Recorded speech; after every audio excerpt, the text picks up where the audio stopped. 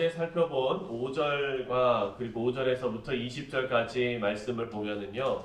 남쪽 왕과 북쪽 왕이 계속해서 싸움을 벌이는 것을 설명하고 있습니다. 조금 더 정리를 하면 알렉산더 대왕이 그리스 헬라가 이제 위세를 떨치면서 그 큰 대왕이 죽고 나서 그 왕조가 아들들에게 전수가 된 것이 아니라 그 알렉산더 대왕을 따랐던 장군들이 나라를 이게 찢어서 나누어서 권력을 갖게 되었다라고 역사에서 그렇게 기록하고 있습니다. 그 중에 제일 대표적이었고 그리고 또 가장 유력했던 장군이 바로 프톨레마이오스 장군인데 그 사람이 이집트 쪽 남쪽에 가서 세력을 자기가 딱 잡고 있었습니다. 그리고 그 북쪽에는 우리가 또 기억해야 되는 왕조죠. 셀류커스 왕조. 네, 셀류커스가 북쪽 바벨론 지역을 다스리게 되었습니다. 근데 여러분 이런 역사적인 배경을 지금 설명하는 이유가 뭐냐면 한 왕을 지금 이 성경에서 등장시키고 있기 때문입니다. 그리고 이 한 왕은 제가 여러 번 말씀드렸고 여러분도 이제는 아마 이름을 기억하실 것 같아요. 안티오코스 4세 에피파네스. 네, 이 왕. 예수님 오시기 전 한 175년쯤에 나타난 왕입니다. 셀류커스 왕조에서 나타난 왕이죠. 자, 150년 넘게 남쪽 프톨레마이오스 왕조하고 북쪽의 셀류커스 왕조가 계속 싸우게 됐어요. 그 싸우면서 우리가 어제 말씀드린 그 정략 결혼도 했고, 그렇죠? 그 남쪽의 왕의 그 딸을 갖다가 정략 결혼을 했는데 이 장인이 죽자마자 위에서 그 자기 정략 결혼했던 그 처를 버리고 자기 본처를 다시 데려오고 막 이런 얘기 어제 했지 않습니까? 이 가운데 계속해서 분쟁이 있고 150년 넘게 싸움이 있었습니다. 오늘 그 싸움의 내용들이 쭉 지금 진행되고 있는 것입니다. 근데 북쪽 지역을 다스리는 안티오코스 4세 에피파네스는요. 이스라엘에게 엄청난 핍박을 가하는 그런 왕이 됩니다. 이건 전무후무한 핍박을 했던 그런 왕입니다. 자, 21절부터 35절까지 말씀은요. 그 북쪽 왕 중에 셀류커스 그 왕조 중에 가장 악명 높았던 왕 그리고 가장 잔인했던 왕 그 왕에 대해서 예언하고 있습니다. 그리고 그 왕이 이스라엘에 어떤 만행을 저질렀는지를 지금 기록하고 있는 겁니다. 자, 21절을 보면은요. 안티오쿠스 4세 에피파네스가 어떻게 등장하는지를 예언합니다. 우리 21절 한 번만 더 읽겠습니다. 시작. 또 그의 왕위를 이을 자는 한 비천한 사람이라 나라의 영광을 그에게 주지 아니할 것이나 그가 평안한 때를 타서 속임수로 그 나라를 얻을 것이며. 자, 이 말씀을 보면은 이 안티오쿠스 4세가 왕위를 자연스럽게 얻을 사람입니까? 아니면 속임수 써가지고 얻는 사람입니까? 여기 보니까 속임수 써서 얻는다 그래요. 그 왕위를 그 나라의 영광을 그에게 주지 아니할 것이나 그가 평안한 때를 타서 속임수로 그 나라를 얻을 것이다 라고 예언하고 있습니다. 이 비천한 사람이 속임수를 써서 나라를 가지게 됩니다. 안티오쿠스 4세는요 정말 그렇게 왕이 됐습니다. 이 사람은 당시에 강대국이었던 로마가 있어요. 그렇죠? 로마가 있고 헬라가 있고, 여러분 헬라가 망하고 그 다음에 점령하는 그 제국이 뭡니까? 로마 제국이잖아요. 그러니까 로마는 엄청난 세력을 지금 확장하면서 강대국으로 있는 거예요. 헬라는 이제 그 마지막이고요. 그런데 여기에서 로마 사람들이 놓고 봤을 때 자기 영토가 어마어마하게 크잖아요. 그럼 이걸 어떻게 다스리겠습니까? 예를 들어서 저쪽에서 반란이 일어나면은 여기서부터 저쪽까지 반란 진압하러 가려면은 한참이 걸리는 거예요. 그러니까 인지를 잡아오는 겁니다. 여기도 마찬가지예요. 셀류커스의 왕자 중에 한 명을 로마로 인지를 데리고 가는 거예요. 근데 여러분 거기에서 중요한 사람 데려가겠습니까? 아니면은 첫째 아들 보내시겠어요? 둘째 아들 보내시겠어요? 그렇죠. 10손가락 깨물어서 안 아픈 손가락이 없지만 그래도 첫째 아들은 이렇게 조금 다시 또 왕이 이렇게 되어야 되지 않습니까? 그러니까 이 지금 안티오쿠스 4세는요 인질로 잡혀가서 15년을 로마에서 살고 있었어요. 그런데 여기에서 15년 동안 이 사람만 계속 사는 게 아니라 바꿔요. 인질을 교체하는 거예요. 인질이 교체돼서 이 사람이 다시 돌아왔어요. 돌아왔는데 이제 이쪽 셀류커스 지역에서 약간 정치적으로 불안하기 시작한 거예요. 예. 반란이 일어날 조짐도 보이고, 그러니까 이 안티오쿠스 4세가 자기 조카한테 바로 달려갑니다. 근데 조카 이름도 안티오쿠스예요. 자기랑 이름이 똑같은 그 조카한테 달려가서 조카 뒤에서 조카를 지키면서 섭정을 하기 시작해요. 네. 섭정하면서 그렇게 그 동생, 그 조카 뒤에서 그렇게 있었는데 주전 170년에 그 조카가 아무런 이유 없이 죽습니다. 왜 죽었는지 몰라요. 죽는데 그 조카가 죽고 나서 자연스럽게 누가 왕이 됐습니까? 섭정을 했던 안티오쿠스 4세 에피파네스가 셀류커스의 왕이 되어버린 거예요.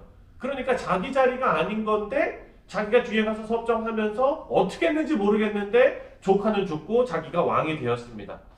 여러분 그 즈음에 이제 에피파네스가 셀류커스의 왕이 되고 그 즈음에 예루살렘에서는요. 일단 우리가 예루살렘으로 또 옮겨가야 돼요. 예루살렘에서 유대 백성들 중에 가장 유력한 정치 세력을 가지고 있던 사람이 바로 오니아스라는 사람입니다. 오니아스 집안이 가장 유력한 그 집안이었어요. 근데 이 집안의 정치적인 성향은 뭐냐? 바로 친이집트, 친애굽 성향이었던 거예요. 그런데 이 집안의 선봉에 섰던 사람이 바로 오니아스 3세입니다. 이 사람 제사장이에요. 오니아스 3세인데 이 사람의 정치적인 성향이 친 어디였다고요? 친 이집트 남쪽. 그러니까 셀류커스 입장에서 보면은 그게 눈에 보기 좋겠습니까? 안 좋겠습니까? 자기는 지금 계속 남쪽 사람들하고 싸우고 있잖아요. 그러니까 안티오쿠스 4세 에피파네스의 입장에서 보면 저건 좀 눈에 가신 거죠. 네, 그랬어요. 그런데 유대 그 지방에 오니아스 집안만 있는 것이 아니라 토비아스 집안이 또 있었습니다. 이 토비아스 집안도 유력한 집안이에요. 그런데 오니아스 집안은요, 정통으로 토박인 거예요. 그 이스라엘에. 그런데 이 토비아스는 동쪽에서 온 사람들인데 거기에서 정착하고 세력이 커졌어요. 이 토비아스 집안 사람들은 친 그리스 성향인 거예요. 친 그리스 성향. 그러니까 안티오쿠스 4세 에피파네스를 더 지지하는 세력이죠. 그래서 예루살렘 안에서 이 두 집안이 세력 다툼이 일어났습니다. 근데 여러분, 토박이가 이길까요? 아니면은 굴러들어온 돌이 이길까요? 굴러들어온 돌이 박힌 돌 빼낸다고 그런 속담이 있죠? 아니에요. 토박이가 이겨요. 토박이가 왜냐? 오랫동안 있었으니까 정치 세력이 튼튼할 거 아닙니까? 그래서 이 토비아스 집안을 쫓아냅니다. 이 토비아스 집안이 쫓아내자마자 이 사람들이 어디로 가겠습니까? 그렇죠. 그리스로 가겠지요. 가가지고 그 사람들한테 이렇게 얘기합니다.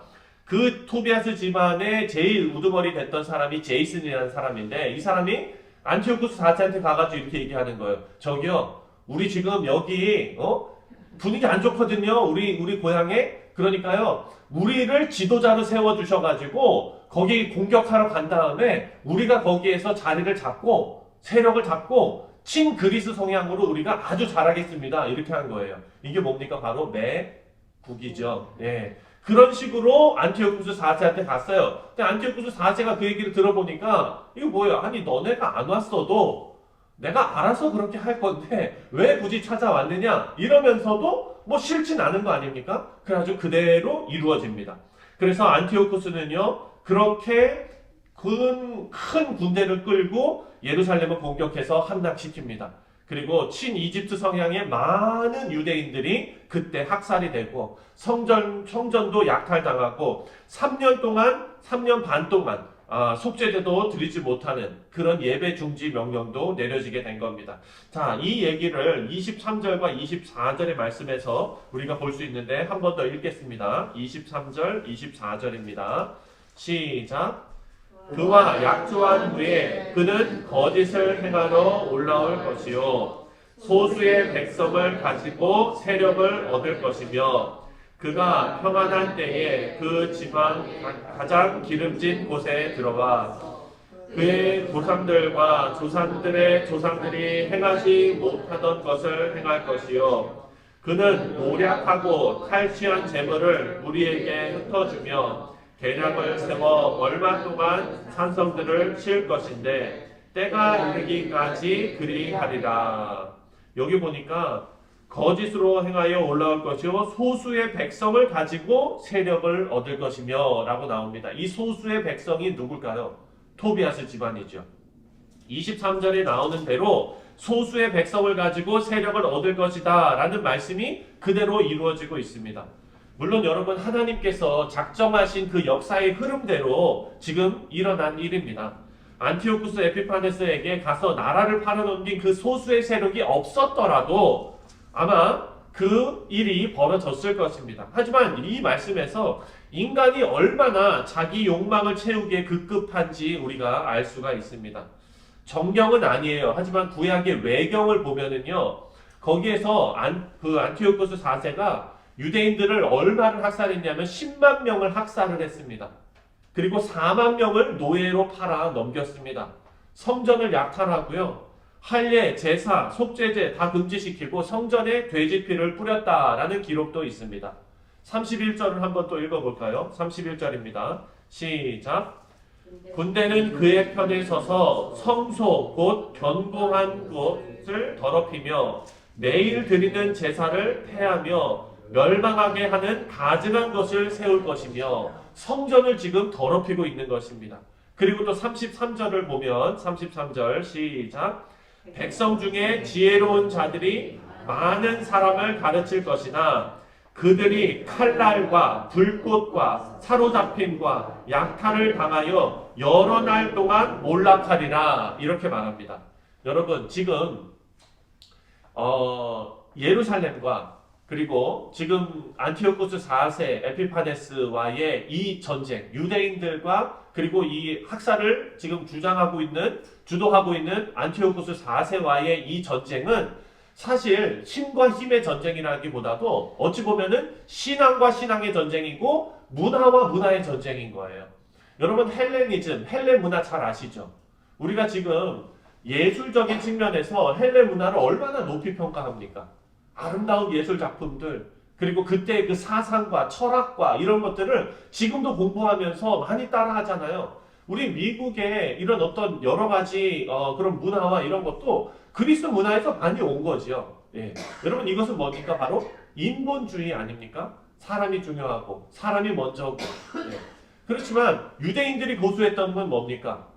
하나님, 신본주의잖아요. 하나님 한 분. 네. 그러니까 지금 이 충격에서도 우리가 당장 신앙을 버리고 그냥 헬레 문화를 따라가자라고 신앙을 변절한 그런 변절자들도 많이 나왔어요. 근데 그 가운데에서도 오늘 33절을 보니까 백성 중에 지혜로운 자들이 많은 사람을 가르칠 것이나, 이 얘기가 뭡니까? 하나님의 그 신앙을, 그리고 그 하나님의 말씀을 많은 사람들에게 가르치는 자들이 있었다는 거예요. 근데 그 사람들이 어떻게 됩니까? 그들이 칼날과 불꽃과 사로잡힘과 약탈을 당하여 여러 날 동안 몰락하리라. 여러분, 신앙을 지켰던 사람들이요, 칼로 처형당합니다. 화형을 시켜서 불에 태워 죽입니다. 그리고 펄펄 끓는 기름 가운데 던져 넣었습니다. 자식들이 노예로 팔려가는 것을 다 봅니다. 자기 재산 다 뺏깁니다. 왜 이런 박해를 받았습니까? 바로 신앙을 지키려고 했기 때문에 이런 박해를 받았던 것입니다. 얼마나 많은 박해와 시련이 안티오쿠스 4세를 통해서 행해졌는지 역사가 증명하고 있습니다. 그 가운데 많은 유대인들이 신앙을 버렸죠. 우리 사랑하는 성도님들, 성경에 나오는 이 나라를 팔아먹은 소수의 백성이 아니었더라도 이스라엘은 언젠가 이런 박해를 당했을 것입니다.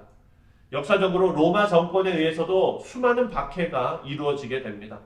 이 안티오쿠스 4세가 죽고 그 시대가 끝났다고 이런 환란이 끝난 것은 아닙니다. 안티오쿠스는요, 앞으로도 계속될 그리스도인들이 받을 그 환란 가운데 그리스도인들을 공격하는 그 악한 세력을 의미하는 것입니다. 하지만 여러분, 이 일에 우리는 하나님의 뜻과 약속이 있음을 꼭 믿어야 합니다. 오늘 무슨 날입니까? 땡스기빙이죠. 여러분, 무슨 일이 있으셔더라도 그냥 파파이스에서 치킨을 사서라도 이 땡스기빙을 어떻게 해서든지 지키셨으면 좋겠어요. 왜냐하면 우리가 수요 성경 공부 때 어제 배웠죠. 땡스기빙의 기원이 뭡니까? 바로 하나님 앞에 하나님을 향한 감사의 신앙 아닙니까? 여러분, 이것이 우리 교회의 우리 각 가정 가운데 계속해서 전통으로 이루어지시기를 주님의 이름으로 축원드립니다. 네. 그게 뭡니까, 여러분? 하루 맛있는 거 먹자가 아닙니다. 교육입니다. 교육. 제가 너무나 우려하는 것은 뭐냐? 지금 이때 박해당했던 이 시대에 헬라의 그 문화와 그리고 유대인의 문화가 지금 충돌하고 있는 시대 아닙니까? 여기에서 친그리스 성향, 젊은 세대들은요 친그리스 성향도 있었을 거예요. 이 사람들이 뭐라고 얘기할까요? 네. 아니 이거 새로운 거 아닙니까? 좋은 거예요. 보세요 얼마나 아름답습니까? 이러면서 부모들을 설득시키려 했을 거예요. 사랑하는 성도님들, 지금 무서운 거는 뭐냐면요 똑같은 일이 지금도 벌어지고 있다는 거예요. 우리 자녀들이요 학교에서 그런 여러 가지 그런 일들을 다 배우면서, 지난번에 제가 잠깐 설명드렸는지 모르겠어요. 제가 아는 그 이제 청년부로 있었던 그 청년부의 그 청년부 리더 분이 결혼을 하셨는데, 남편분이 뉴저지에 사세요. 뉴저지의 그 파라무스에 사시는데, 그분이 2년 전부터 그 파라무스 지역의 교육위원으로 자꾸 출마를 하는 거예요. 네.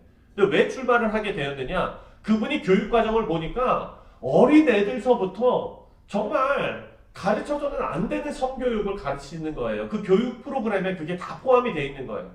내가 교육위원이 돼서 이거 맞서 싸워야 되겠다 해가지고 2년 전부터 출마를 했는데 계속 떨어지다가 지난 11월에 지난 그 일렉션 데이 때 딱 됐어요. 3번 만에.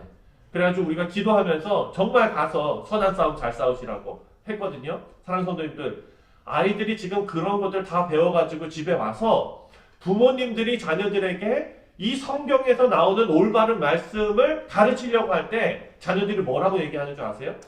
우리 부모님은 고리타분하게 저런 생각, 아직도 저런 생각이나 하고 있다고 이렇게 얘기하는 거예요. 사랑하는 성도님들, 이거 정말 심각한 일입니다. 그러니까 우리는 지금 실제적으로 몸으로 당하는 박해는 안 당할지언정, 화형당하고 뭐 칼로 죽고 이러진 않을지언정 계속해서 지금 싸움을 싸워 나가고 있는 것입니다. 그런데 우리는 이 가운데 하나님의 뜻과 약속이 있다는 거예요. 신앙의 성도들을 박해하는 세력은요, 세상을 주관하시는 하나님의 뜻과 섭리 가운데 그들이 원하는 대로 자신의 뜻을 이루지 못하게 될 것입니다. 왜냐하면 32절 말씀을 다 같이 읽겠습니다. 32절 시작. 그가 또 언약을 배반하고 악행하는 자를 속임수로 타락시킬 것이나 오직 자기의 하나님을 아는 백성은 강하여 용맹을 떨치리라. 아멘. 아멘. 여러분, 여기에 우리의 역할이 있습니다. 악행이 판을 칩니다. 하지만 오직 자기의 하나님을 아는 백성은 강하여 용맹을 떨치리라. 우리는요 하나님을 아는 백성들입니다. 맞지요 여러분? 하나님을 아는 백성들 맞으시지요? 우리는요 성령의 능력으로 강하여 용맹을 떨치게 될 것이다 라고 성경이 예언하고 있습니다. 하나님의 말씀은 정확무오하게 이루어지고 있지 않습니까? 우리 믿음의 백성들은 환난 가운데 신앙을 지키고 거기서 끝나는 것이 아니라 용맹을 떨치는 성도들이 다 될 것임을 여러분 믿으시기 바랍니다. 그 성도들이 바로 우리입니다. 우리가 오늘을 살아가시면서 자녀들과 함께 그리고 또 다음 세대들과 함께 또 이 타락한 세상 속에서 빛의 역할을 담당하시는, 소금의 역할을 담당하시는 우리 사랑하는 성도님들 다 되시기를 주님의 이름으로 다시 한번 축원드립니다. 기도하겠습니다.